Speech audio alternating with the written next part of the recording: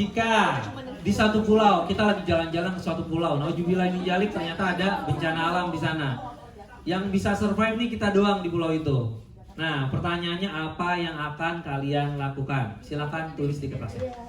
Silakan Merah. Oh yaudah. Halo guys. Kalau dari tim kita, tadi kan briefnya adalah kalau misalnya terjebak di pulau, terus kayak nggak ada resource apa-apa, terus pulaunya terpencil dan kita sendirian gitu. Hal pertama yang mau dilakukan udah pasti cek keliling, cek keadaan dulu, ada orang atau enggak, ada yang hidup di situ atau enggak, atau ada makhluk apa di situ. Terus yang kedua, cari sumber kehidupan, terutama air. Jadi kayak kalau misalnya nggak ada orang, oh yaudah kita cari selanjutnya yang kita cari adalah sumber air atau sumber makanan. Terus yang ketiga, kita nge-keep tempat. Jadi sembari nyari itu kayaknya asik deh di situ. Kalau nggak, kayaknya di gua itu boleh deh gitu. Jadi sekalian nyari untuk ngetem tuh si tempatnya. Karena kita nggak pengen bertahan lama di tempat itu, tapi kan kalau hujan atau misalnya ada sesuatu atau misalnya ternyata lama, berarti kan kita harus ada tempat tidur. Terus yang keempat, nyari atau membuat senjata.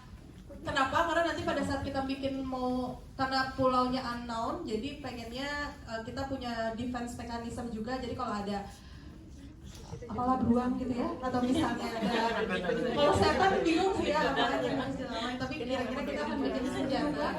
Jadi selama keliling kita akan bawa senjatanya kemana-mana. Terus yang kelima, ini bikin strategi. Ada dua pilihannya, mau dengan usaha sendiri atau misalnya kita mau cari bantuan dari orang lain gitu. Kalau kita nungguin pesawat kan kayaknya lama ya. Jadi bisa jadi cara keenam yang kita lakukan itu adalah kita bikin nggak bisa rakit, bisa alat transportasi lainnya, bisa berenang atau segala macam. Itu untuk penanggulangan gitu. Jadi yang akan kita lakukan adalah menyelamatkan diri sendiri. Oh ya, kata kuncinya adalah menyelamatkan diri sendiri. Tapi aku nggak suka dari situ kok.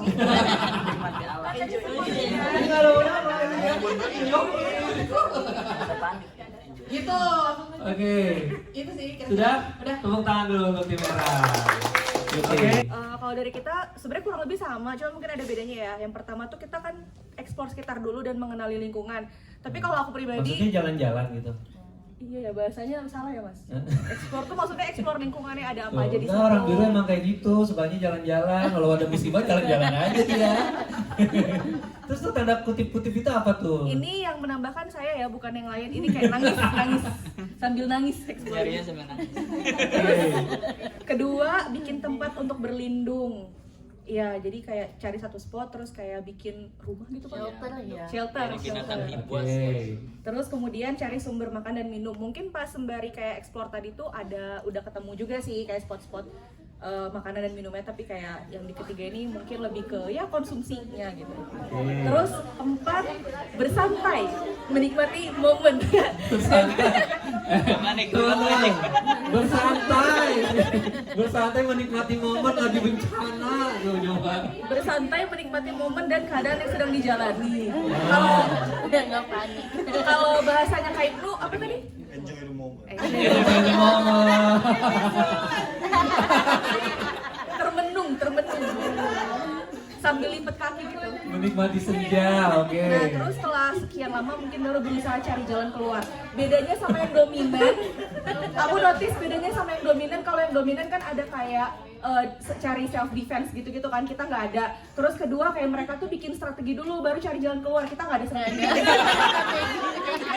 Dia udah bisa baca, pintar tepuk tangannya udah bagi efeknya. Pintar. Kalau hijau, ini nih yang pertama itu sebenarnya berdoa dan bengong. Yang bilang siapa? Yang bilang tuh Idenya siapa? Idenya Nurul. Karena tadi sebenarnya Daniel hijau tuh. sebenarnya tuh yang pertama kali banget itu yang dipikirin konsumsi dari Kak siapa? Oh biasa, kalau hijau mah masalah makan biasa itu.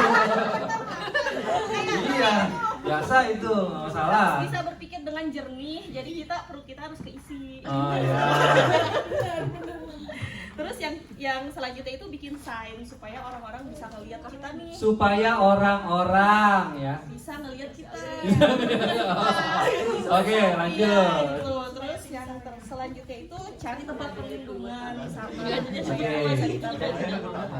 Terus satu lagi itu dokumentasi dan berusaha mengingat kayak kita tadi ditemukan di sana gitu. Atau enggak kalau nggak ada alat itu yang dokumentasi, kita harus tahu kita pertama kali Itu idenya ditemuin di siapa? mana gitu. Itu kuning nyasar tuh. Oke, itu kuning Ya, nyasar sama tuh. berdoa dan bengong sih tadi yang pertama. Ah ya. Menunggu. Oke. Ini di antara dua ini yang benar-benar diminta pertolongan tuh dia ya. Yang pertama itu sebenarnya di sini ada perbedaan pendapat sendiri tentang berdoa. Padahal kalian berantem jadinya.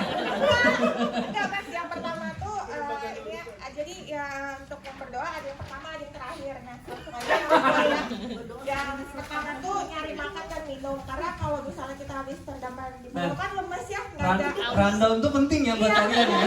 nggak ada tenaga gitu kan, makanya jadi harus makan sama minum. Baru itu kalau udah ada tenaga baru nyari bikin SOS terus bakar-bakar sampah atau apa lah.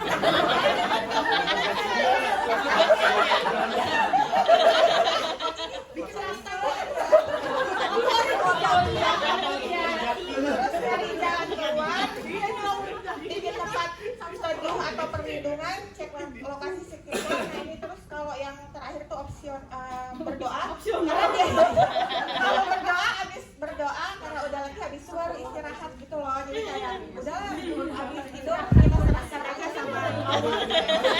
Yang terjadi adalah yang di depan sini si merah dan si biru itu extrovert.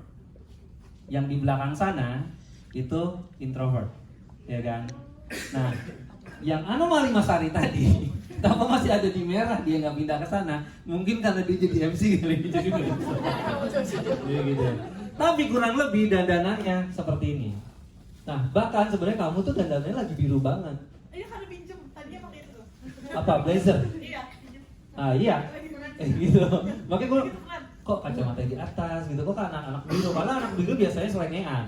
Walaupun dia pakai kemeja, bawahannya tetap pakai sepatu kets. Dia pakai kemeja, tetap pakai celana jeans. Biasanya kayak gitu. Nah, beda sama bapak satu ini kan, kalau bisa pakai jas, dia pakai jas gitu kan, celana selalu pakai celana batak gitu. Kalau nggak pakai batik gitu kan, sama sepatu selalu pantofel. Nah, biasanya itu karakternya seperti itu. Nah, kalau di sebelah sana kan karakternya adalah introvert gitu. Nah, makanya ada orang yang ngaku-ngaku kuning kemarin sama saya, padahal cepet banget kenalannya gitu. Tuh, gitu. Baru datang aja udah mau nyari apa mas gitu. Karena itu tidak mungkin dilakukan sama si hijau dan kuning gitu. Sama biasanya hijau dan kuning itu cenderung kayak minta nomor telepon tuh agak susah. Itu telepon kantor aja gitu kan. Ada yang ngerasa salah warna gitu ya. Oke, kita bahas dikit-dikit. Kalau tadi yang sebelah kanan orientasinya tuh sama pekerjaan. Kalau yang sebelah kiri orientasi sama people. Kalau yang sebelah kanan si merah dan kuning dia tadi kalau dominan kan gue bisa kok bertahan sendiri tanpa harus minta tolong sama orang lain. Nah kalau yang kuning dia tuh harus tertata tertib. Enggak, doanya tuh sebenarnya nggak di sini.